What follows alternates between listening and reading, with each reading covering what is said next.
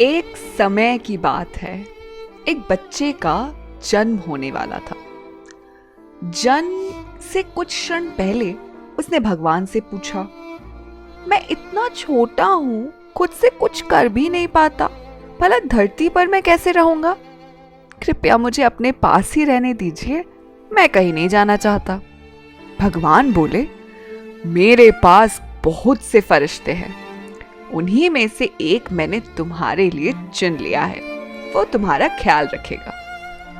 पर आप मुझे बताइए, यहाँ स्वर्ग में मैं कुछ नहीं करता, बस गाता और मुस्कुराता हूँ, मेरे लिए खुश रहने के लिए इतना ही बहुत है। तुम्हारा फरिश्ता तुम्हारे लिए गाएगा और हर रोज तुम्हारे लिए मुस्कुराएगा भी, और तुम उसका प्रेम महसूस करोगे और खुश रहोगे। और जब वह लोग मुझसे बात करेंगे तो मैं समझूंगा कैसे?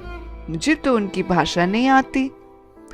तुम्हारा फरिश्ता तुमसे सबसे मधुर और प्यारे शब्दों में बात करेगा, ऐसे शब्द जो तुमने यहां भी नहीं सुने होंगे।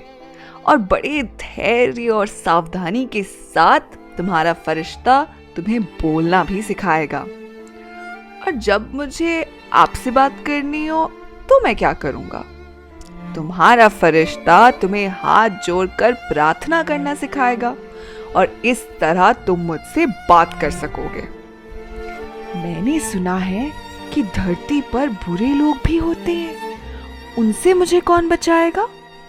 तुम्हारा फरिश्ता तुम्हें बचाएगा, भले ही उसकी अपनी जान पर खतरा क्यों ना आ जाए। लेकिन मैं हमेशा दुखी रहूंगा, क्योंकि मैं आपको देख नहीं पाऊंगा। तुम इसकी चिंता मत करो, तुम्हारा फरिश्ता हमेशा तुमसे मेरे बारे में बात करेगा, और तुम वापस मेरे पास कैसे आ सकते हो बताएगा। उस वक्त स्वर्ग में असीम शांति थी, पर पृथ्वी से किसी के कराहने की आवाज आ रही थी। बच्चा समझ गया कि अब उसे जाना है, और इसने रोते रोते भगवान से पूछा, हे ईश्वर, अब तो मैं जाने वाला हूँ, कृपया मुझे उस फरिश्ता का नाम बता दीजिए।